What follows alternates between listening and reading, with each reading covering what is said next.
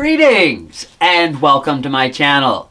This is Sorcerer Tal. You can also find me on Facebook in the Sorcerers Guild. Today on Magical Theory, we are going to be talking about cord cutting.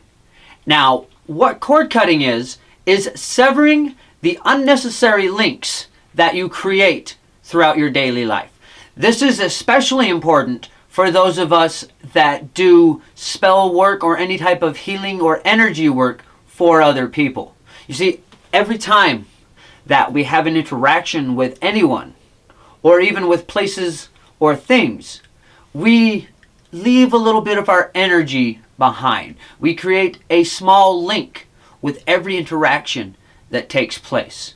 Now, trivial links like handling things, saying hello to people, conversations, these don't cause very thick cords. They're not really much to worry about.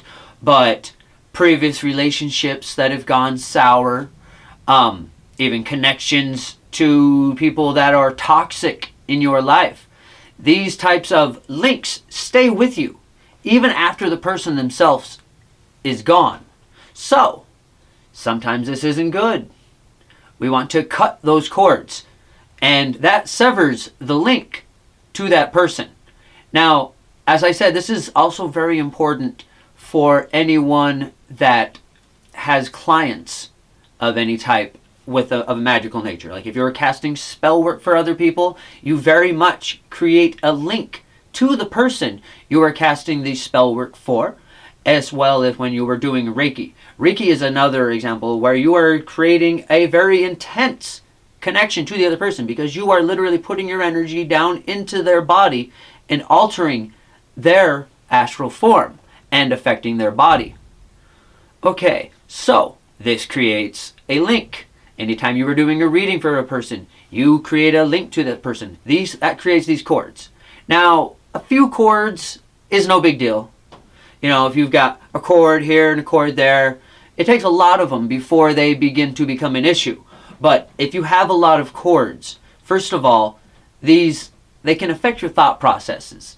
That's how, like, a lot of times, even after someone is long gone, you'll still hear their voice in your head. That's because you're still linked to them. I mean, there's always going to be some memory of them, but with that link, that voice is stronger.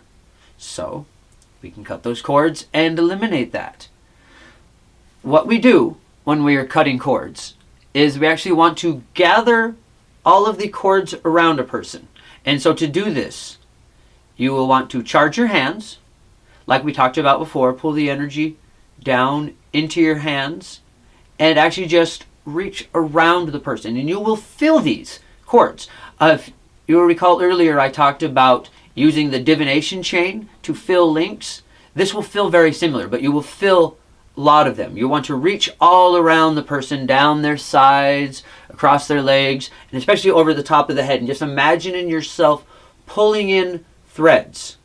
And then once you feel like you have all those threads, you actually want to bring it down and go ahead and look at it and allow yourself to sense what energy is in each one of those cords. Typically, most people will cut all of the cords because the ones that are most important do tend to immediately recharge. I prefer to isolate cords. So, what you do is you gather all of them up and you look at them and you'll feel the energy patterns in them, and you want to focus on seeing any that should not be cut. And then you can actually just go ahead and pull those off. Just visualize them being pulled off to the side, set them off to the side, take the rest, and a lot of people will just do a hand motion like that to cut the cords. I myself, when I am doing such things, I like to use a tool. This is my bone scalpel, and I use that for cord cutting and for the gathering as well. I actually have this in my hand as I do the gathering up and down the person, imagining at that point that it is not cutting, it is simply gathering. So I'll put one finger out in front like that so that I'm just plucking, and I'll go all around the person, get the cords, gather the ones I want, separate, and cut the rest. Like so. Now, when you are doing this, like I said, A lot of people believe that all the chords will come back, and they do. But when you're looking at these chords, you can learn a lot about the person and what they need. So, you put off the chords that don't want to be cut, and cut the ones that do need to be cut, and that will eliminate a lot of the issue. However, some chords are more stubborn than others, and a simple hand wave or even a bone scalpel might not be enough to cut that particular chord. In that case, we can actually use another one of the tried and true methods that I have discussed throughout this class, and that is the stick breaking. So, what you will do is you'll find there are certain chords that you want to cut that are more stronger than the others. So, after you've cut them, any chords that need to still be cut and have immediately come back anyways, you will take sticks and do a stick breaking. And you can just count the number of chords that need to be cut in such a manner and put one stick for each one, and then put it directly in the line of the chord, and imagine that that chord is being pulled into the stick. Pull the stick back and break it. And then you have the catalyst of sound as well as a physical representation of the severing, which makes it much more powerful. Okay, so this type of chord breaking, cutting that I was just talking about, is often best done by another person. This is something that you would have done to you if you have a lot of chords. Like I said, they can affect your thoughts, but also if you are a practitioner that is casting spells or reading for other people, when you have all these chords and you try to send out energy to cast a spell or to link to the other person, a little bit of that energy is going to get drawn into each one of those chords. Few of them you won't notice much difference, but over time it adds up, and this can become an actual power sap that will begin to make your spellcraft and energy take longer to function. If you think of it like a computer, it's like you're trying to run a new app on your computer, but there's already 50 apps open running in the background. So it's going to be a lot slower. It's going to be a lot faster if you close all those apps. So there you go.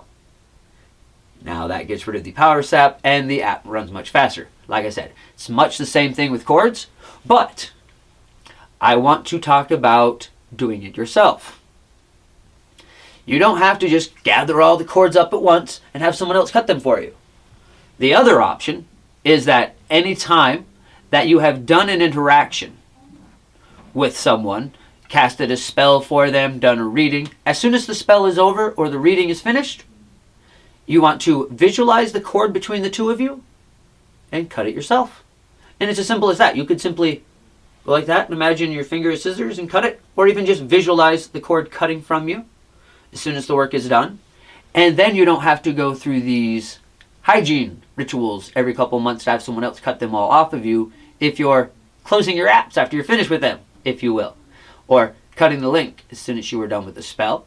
You can also do this during a bad breakup. If you just after you've broken up with someone, if you want to cut that cord, you can cut simply that one cord.